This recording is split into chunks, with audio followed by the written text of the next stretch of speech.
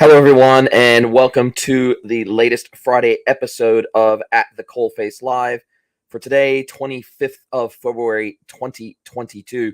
It's awesome to be with you and have you along for the ride today. And we're going to dive into a little bit more of the topic of Web3 and the creator economy and how Web3 is further enabling the creator economy and how it is starting to create more of a peer-to-peer model within the creator economy, or how it can create more of a peer-to-peer model in the creator economy. And we're gonna draw on some news of the week that relates to this. We're gonna draw on some of the challenges that the industry is facing around adoption of Web3, and we're gonna talk about how this is going to likely change as we get deeper into 2022 and 2023 as Web3 continues to gain steam. And then we're going to start also talking about some of the other catalysts that are happening around the world to drive adoption of both Web3 cryptocurrencies and some of this influx of the creator economy mixed with Web3. So thanks again for joining me today, and it is lovely to have you along for the ride. Now, just to set the groundwork, there has been some amazing news around Web3 this week, and I'll just share that with you very quickly. And the first one comes out of Charged. In fact, the first couple of articles and reports come out of Charged Retail out of the UK. And the first one just came out yesterday, and the title of the report was Meta Wants Advanced AI to Human Levels So It Can Build the Metaverse. Meta is banking on its artificial intelligence technology reaching human levels so that it can construct its metaverse, according to Mark Zuckerberg. Zuckerberg hosted an event on Wednesday in which he announced Project Karaoke, the code name for developing the company's AI technology so that it is capable of learning, predicting, and acting on its own. In the metaverse, we'll need AI to help people navigate between the virtual world and the physical world. And because these virtual worlds will be changing constantly, AI needs to understand context and learn like humans do, Zuckerberg said in the meeting. In order to do so, Meta is investing heavily in machine learning technology and has recently started to implement self-supervised learning tools which allow AI models to recognize patterns on its own and learn from them. A typical AI learning model algorithm works by learning from labels and tags that have been previously input by humans before making decisions based on those labels. The metaverse will require technology that is easy to implement in order to function properly, which means that Meta will have to focus heavily on machine learning. Meta managing director for the company's AI research group, Joel Pinot, divulged the company's work in its robotics division in the meeting. Pinot said that the social media giant was working on robotics equipped with human-like skin and said it was using AI to test robots in real-world settings, including homes. Learning is faster, deeper, and transferable once it's done in the real world through trial and error, rinse and repeat, Pinot told Business Insider. During the event, Zuckerberg openly called for more people to apply to work for Meta and its AI and metaverse divisions after the company's endured struggles with retaining its talent due to the company's bad press surrounding harmful content, political misinformation, and other social ills. So we know that Meta has been working on AI for many years now. They've been working on machine learning for many years now, and it seems that they are turning their AI weaponry towards the metaverse as to go along with their name change from Facebook to Meta, the Meta group of companies. And so it's clear that what they are trying to do here is to create a learning algorithm that can teach itself. Now, the way that AI and machine learning typically work is there's a underlying algorithm that wants to achieve a specific outcome, and then you feed it test data or sample data that then it can learn from, and then it can train on that data. It can train to modify its algorithm to best achieve that outcome. And usually that's supervised by a human, at least in the first stages, to tell it whether it's getting the right outcome or the wrong outcome. And then as it starts to learn and improve, and as the algorithm gets better at detecting certain components, whether that be visual components in visual search, or whether that be textual components and natural language processing, NLP, and various other elements. Basically, what happens, you give it a training set of data, then you start to monitor it, you start to help train it, you start to help teach it, much like you would do a child, but it learns much, much faster than a child. And then it eventually gets to a point where it can start to pick up these patterns on its own. And in many cases, as we've learned with Meta before, you won't necessarily know the algorithm that it creates for itself you won't necessarily know what that is. It is a bit of a black box because it is learning on its own at that point. And so whilst you might know that it's getting the right outcome, you might not fully understand how it's getting to that outcome. And so that is certainly one of the biggest concerns with AI and machine learning. And people like Elon Musk and many other geniuses in the field are concerned about AI being pretty much the only existential threat that we have as human beings, because we can't tell how a machine is always learning. So this is going to be a critical part of the metaverse. It's going to be a critical part of the underlying technology, but it's not without its risks, and it's certainly not without its downsides. Now, the next piece of news is that 42% of the public do not know what an NFT is. A study from YouGov has found that 42% of UK consumers have no idea what a non-fungible token or NFT is, despite brands plowing ahead with the technology. The research found that despite significant investment from the retail sector in the technology, the majority of the UK public are more likely to feel negatively about brands selling NFTs. Around 27% of respondents said they would feel much less favorable toward a brand selling NFTs. This figure compares drastically to the 1% of respondents who would feel much more favorable. As most people aren't certain what NFTs even are, even if they have heard of them, there is certainly room for companies to communicate about NFTs more effectively if they do choose to offer them. YouGov head of agencies and media Jules Newby said. There is a large contingent who already think they're bad as investments, don't like them as artwork, and think they are a detriment rather than an asset to any company they might buy from. Organizations offering NFTs may make money off the consumers who purchase these tokens, but they also risk alienating the proportion of consumers who do not like or trust them. You know, this doesn't really surprise me when we look at the adoption curve of technology over the last 10, 15, 20 years. Certainly there are the laggards, there's certainly the early adopters, and then there's certainly that initial adoption curve between the early adopters and the laggards.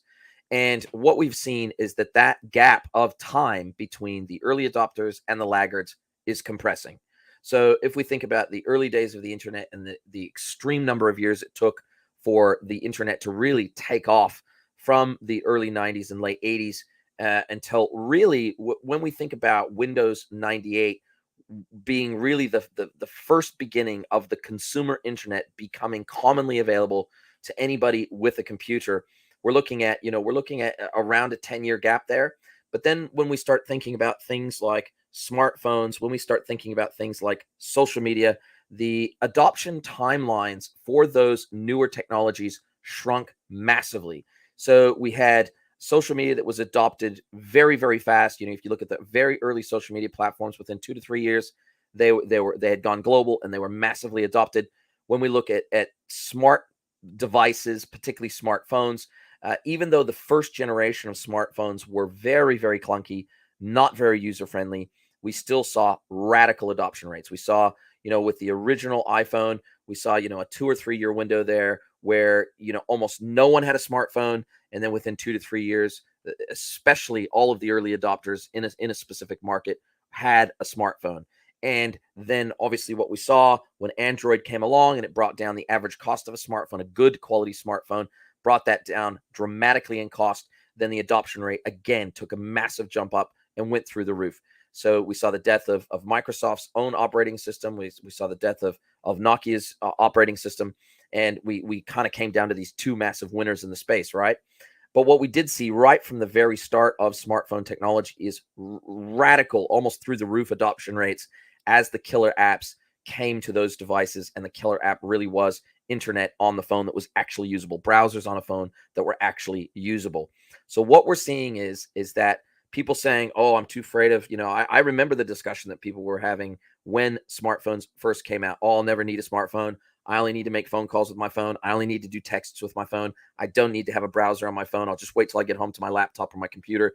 I remember these discussions from the early days of the smartphone. And all I have to say is people talk out of both sides of their mouth. They say out of one side of their mouth, they don't know something, they don't like something, they're afraid of something. And then out of the other side of their mouth, within 6 months, they're starting to use it, play with it, adopt it, and bring it into home and business life. So I've seen this cycle happen over and over and over again over the last 20 years in the technology space, in the e-commerce space, in the digital space. And I think that Web3 will be no different, including NFTs. Do I think that everybody will get into NFTs at some stage? No, not necessarily. Just like not every single person on the planet shops online today. There'll always be those holdouts. There'll always be those people that prefer the older ways of doing things, that are more comfortable with the older ways of doing things. I think you'll lose a lot of those people through attrition, as they grow old and die and pass away, and you have the younger generations which just grew up in the age of the internet, and you have generations that grow up in the age of Web3. I think that will slowly change, and I think as the metaverse starts to come to fruition, and we have kids that grow up spending a significant amount of their day and time in the metaverse for education, for learning, for entertainment, for making friends.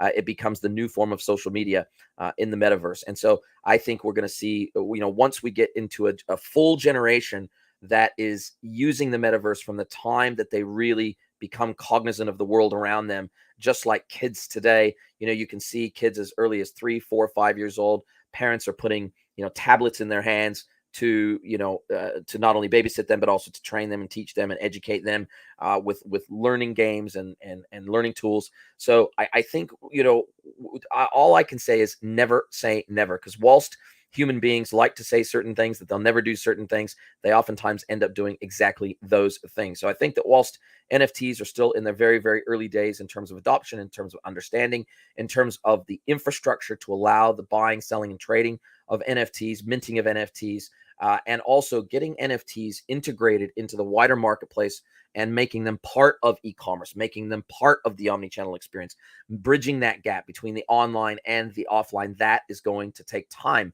But we've already started to see the NFT market burgeon. We've already started to see NFT marketplaces like OpenSea and Fractal, the gaming NFT marketplace, which I just released the podcast yesterday with Mike Angel from Fractal. So go and listen to that if you haven't already. We're starting to see those barriers to entry come down, just like we're seeing the barriers to entry into buying and holding and selling and trading cryptocurrencies. We're seeing those barriers come down. So we're seeing barriers come down around everything to do with Web3. And as that continues to happen, as billions and billions of dollars continue to be poured into this space, a lot of that money will go to creating platforms that make adoption and deployment of these technologies super, super simple. Think of Shopify for the metaverse, for example. If you were a brand and you wanted to deploy a metaverse-based experience, a 3D VR-based experience, and you could or let's say you wanted to create an e-commerce experience in the metaverse, and you wanted to create your own site within the metaverse, to use a current term, and you had a platform like Shopify that was just as easy to set up and deploy in the metaverse as Shopify is to set up an e-commerce site today. When we start to get these common platforms with common standards that are used across the whole of the internet, that is when you're going to start to see adoption go through the roof. At the moment, it's harder. It's for those of us that are technical people, that are early adopters of almost every tech that comes along. That it is us that is playing in that field now. It is us that are learning in this field now. It is us that are trying to figure out how this is going to play into the worlds that we play in already today, whether that be e-commerce, digital, and the like. So I'm not, this report doesn't really scare me. It doesn't really surprise me, because I've seen it many, many times before. Now, the other report that came out was that due to the Russian invasion of Ukraine overnight, and I want to just, my heart goes out to, the Russians that are involved, the Ukrainians that are involved. I don't want to, I don't want to take political sides on this and say one's right and one's wrong. At the end of the day, Russia is the bigger power. I don't see them giving up on the Ukraine. I see them annexing ultimately the Ukraine back into Russia. And I don't see this ending well for the Ukraine. And I see a lot of Ukrainians ultimately leaving the Ukraine as refugees into Poland and surrounding countries. And then ultimately the diaspora of Ukrainians being spread around the world. And that's really sad. And it's, I saw some of the missile attacks overnight. And there's reports of, I think it was 50 or 100 people dead in Ukraine. And of course, that's always a really sad thing to hear. But I just can't see at this particular point Russia giving up. I see them annexing the Ukraine back into part of the Russian Federation, and they certainly have the firepower and the will to make this happen. And Putin just doesn't seem to want to give up on this one. So my heart goes out to everybody involved on both sides. And I hope that the deaths can be minimized, and I hope that the transition, however it may end up going, is not, it just doesn't result in massive loss of life. So my heart goes out to absolutely everybody involved in that. But as a result of what has happened overnight, cryptocurrency prices have plunged, but they did recover very quickly. Now, I was watching this up to very late last night. I was watching what was happening both in the currency and the equities markets, the bond markets, the forex markets. I was kind of trying to keep an eye on all the markets based on what was happening around the world, and as the rising tensions between Russia and the Ukraine and the US and China, as all those tensions started to rise, I was really keeping an eye on those markets. And although cryptocurrencies were hammered for a very tiny window of time when the announcement first came out about Russia actually invading the Ukraine, it was a very short window of time. It was only about an hour, and they recovered very quickly off their lows, and they went back to a little bit more long-term support trend lines. And so that tells me that cryptocurrencies, they could have all gone to zero, really. If there was zero trust in cryptocurrencies, if there was zero faith in cryptocurrencies, and there was a flight to more traditional investments, a flight to the US dollar, a flight to the euro, a flight to traditional equities and the share markets, etc., then I think we'd have seen a much bigger drop. And although we saw in some instances up to around a 15% drop in specific cryptocurrencies, Bitcoin and altcoins, again, they recovered very quickly. They recovered, within an hour or two, they recovered about 50% of their value, and then some of the altcoins ended up on the day for the same 24-hour period. So that gives me confidence that there is enough demand for cryptocurrency that any major shocks that come to the market, they have shown resiliency in shrugging them off, and that cryptocurrency is absolutely here to stay, particularly for the altcoins, in my opinion, that have high utility. They have high network effects, and they are unique in what they do. So if they're unique, they have massive utility, they have high adoption, and they benefit from network effects, and they've got a decent market cap. Then what we've seen is that these altcoins tend to be much more resilient than the lesser adopted altcoins. And even in some respects, what we saw, particularly over this time when the cryptocurrencies dropped, we saw a big divergence between the drop in Bitcoin prices and some of the other altcoins. Now, typically, Bitcoin is the leader in the space, and so therefore, when it's up, the rest of the altcoins are up. When it's down, the rest of the altcoins are down. But what we saw in some instances is that whilst Bitcoin plunged, some of the altcoins did much better, and they weren't as tightly correlated to the drop in Bitcoin as we would typically expect. And so what we're seeing there is we're seeing independent resilience of some of the alternative cryptocurrencies. We're seeing them become independently resilient outside of the Bitcoin correlation paradigm. And I think that bodes very well for cryptocurrencies in general. And specifically, as we see these global shocks hitting the market, we see inflation going through the roof.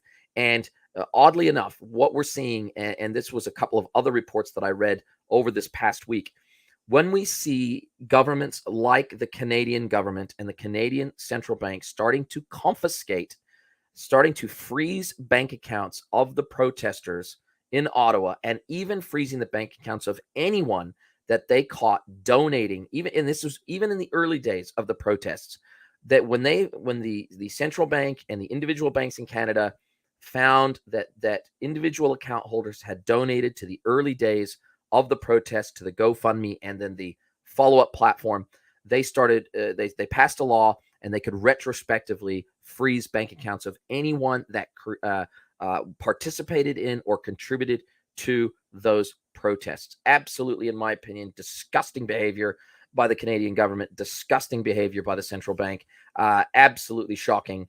And I think that has given a massive boost to cryptocurrencies, and it has again shown why cryptocurrencies are important, even when the CBDC, central bank digital currencies, when they become the norm of most central banks around the world. There's been a lot of people that have said, well, once CBDCs come along, all crypto is going to die because everybody's going to move to their local central bank digital currency. I absolutely do not believe that is the case. This situation in Canada with the bank freezing bank accounts of protesters is yet more fuel for the fire of cryptocurrency to get your money out of the hands of central bankers, to get your money out of the hands of the government and put it into a safe place that you can then use with high levels of freedom, high levels of autonomy. So I see that adding fuel to the fire of Web3. I see that adding fuel to the fire of cryptocurrencies in general, and specifically peer-to-peer payment systems like Solana Pay. So I see that really making a difference. The other thing that got announced this week is that the Central Bank of the UK was talking about programmable currency as part of its CBDC. So it's central bank digital currency. The discussion is being had now about making those currencies programmable. And when they say programmable, what they mean is to limit what those currencies can be used for and being able to cut them off at the central bank level if somebody is using their currency in ways that they are not happy with. So being able to, if the implications of this are pretty terrifying, to be honest. But basically, if you were spending money on something that the government wasn't happy with, then they could effectively cut you off, or they could say, hey, this money that we're giving you as part of the state, for example, let's say you're on the dole of some variety and they're paying you out in central bank digital currency, they could say, hey, we could program this currency to where you can only use it at these 3 supermarkets, and you can't, and maybe at the local petrol station, but you cannot use the currency anywhere else that we pay into your bank account, because that currency will be completely programmable through smart contracts. And so there's some really, really interesting things happening. And so I think that discussion around this more centralized control being brought to society via central bank digital currencies is stoking the fuel of the fires of alternate cryptocurrencies. And I just cannot see cryptocurrencies going away. So really interesting news coming out this week around lots of Web3 stuff.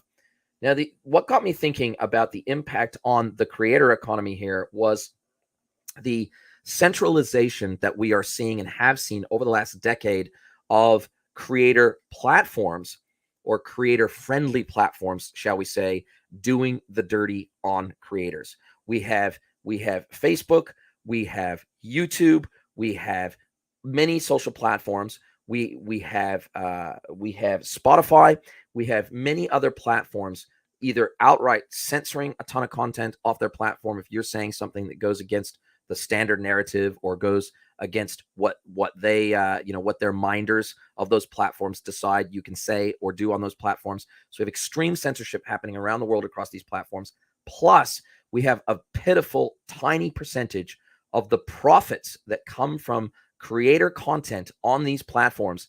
We have a tiny percentage of it going back to the creators, where the vast majority, the lion's share of the money and the profits made off of these creators and their content are going to the creator platforms themselves. Yes, you have the outliers. You have the top 1, 2, 3% of creators on YouTube that are making an absolute killing off the monetization of their platform, but mostly they're making a lot more money off of the sponsorship deals and the paid sponsorships that they have, the paid brand deals that they have, than they could ever make off of the monetization of their content from YouTube itself. And so even that top 1, 2, 3%, it's the advertisers that they're working with. It's the brands that they're working with that is making them multimillionaires. It's not the pitiful share of monetization that YouTube is sharing with them.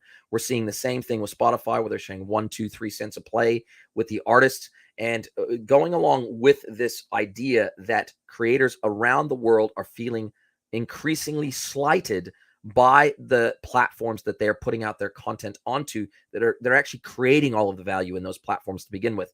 They're feeling more slighted, and they're looking for the exits. They're looking for opportunities to go more peer-to-peer, which is why one of the reasons why NFTs have taken off, because that allows artistic creators to sell their creations directly, consumer to consumer, with no middleman apart from, say, a marketplace like an OpenSea taking a small cut, like an Amazon or like an eBay would for selling a product across their marketplace. But the lion's share of the money for those sales goes to the creators themselves, and the platforms really are just charging a handling fee, for lack of a better term. So what we're seeing is that the creators are starting to push back. The creators starting to realize they're the ones creating the value.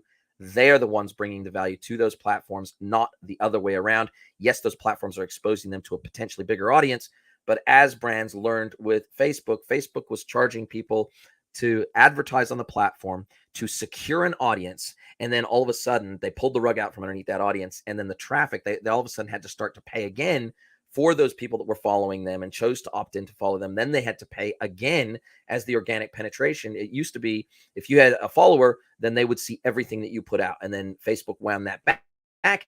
And all of a sudden now, not only did you have to pay to acquire that follower in the first place, but then you had to pay for them to continue to see your content as you put it out on the platform. So for good reason, creators and brands are very wary of these creator distribution platforms. And so they are looking for alternatives. And one of the alternatives that was announced overnight is Kanye West's portable music player. Now, this is a genius move by Kanye. He's he's an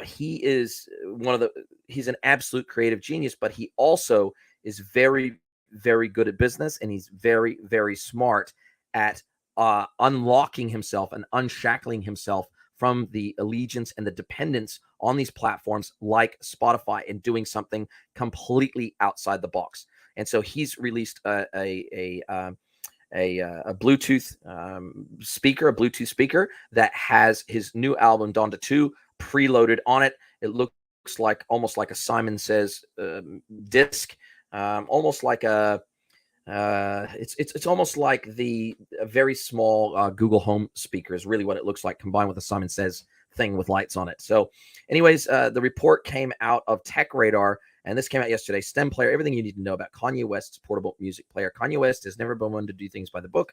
When he's not running for president, the outspoken rapper and producer is pledging support to controversial politicians or interrupting awards acceptance speeches. So when he launched his own portable music player cum mixing deck, the world shrugged and wrote it off as yet more eccentric behavior. Now West has proclaimed that the STEM player is the only way to listen to his new album, Donda 2. He has chosen to bypass the big streaming services like Apple Music and Spotify, and even his former home Tidal, in favor of his own player and platform. Whether that proves to be a canny business decision remains to be seen, though with a reported $1.8 billion in the bank, he doesn't exactly need a hit album. It's also not clear that it will remain the only way to hear his new album. He previously said its predecessor, Donda, would never be on Apple Music, but 2 months later, it was available to stream. Whatever you make of the decision, from an artistic and business perspective, you can't deny it's intriguing. So what exactly is this piece of hardware you need to play Donda 2? And how do the STEM player's remixing features work? The STEM player launched last summer for £200 or $200. It previously came with Donda pre-installed and now comes with the sequel, Donda 2, on board. It was developed by West's Yeezy Tech brand in collaboration with London-based electronics company Kano Computing, and it is currently available in the US, UK, EU, Canada, Australia, and New Zealand. Woohoo! And what is the STEM player? It's a pebble-sized MP3 player that doubles as a portable remixer. That means that as well as loading it up with your own tracks, you can play around with them by isolating their various elements. It originally went on sale in the summer of 2021, but it's back in the headlines thanks to the release of Donda 2. Its design, it says it's not the sleekest. It's made of a soft material that gives it a tactility that other portable music players lack. PC Magazine said it has an unpleasant, fleshy texture, adding that it just feels gross, but the intentions were good. One of its creators has said they wanted to make something a world away from current music devices, taking inspiration from stress balls and arcade machines.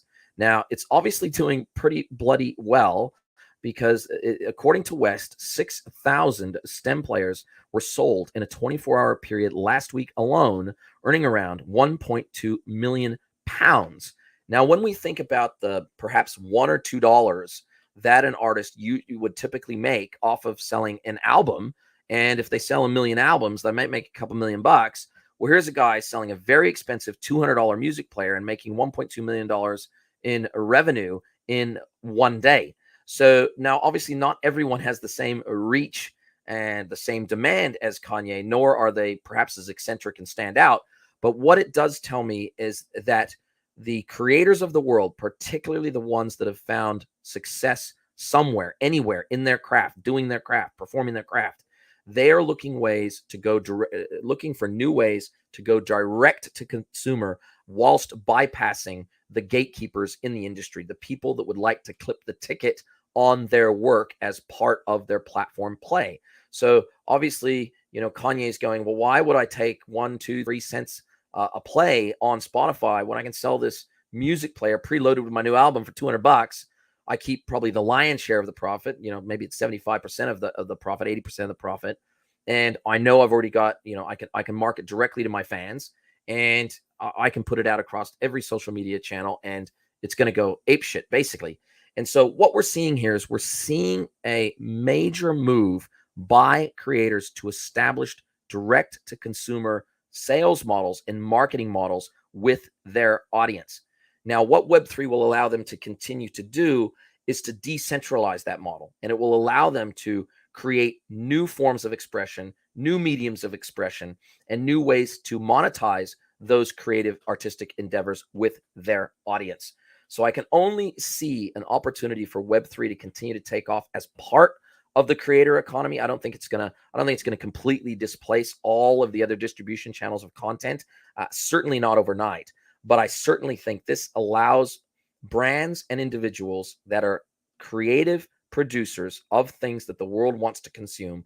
Music and art are immediately come to mind. Music is art, but all forms of artistic endeavor, and being able to digitalize those and deliver those both through a combination of physical and digital mediums joined together by Web3 technology, and bridge the gap will be bridged by Web3 technology and the likes of NFTs and smart contracts.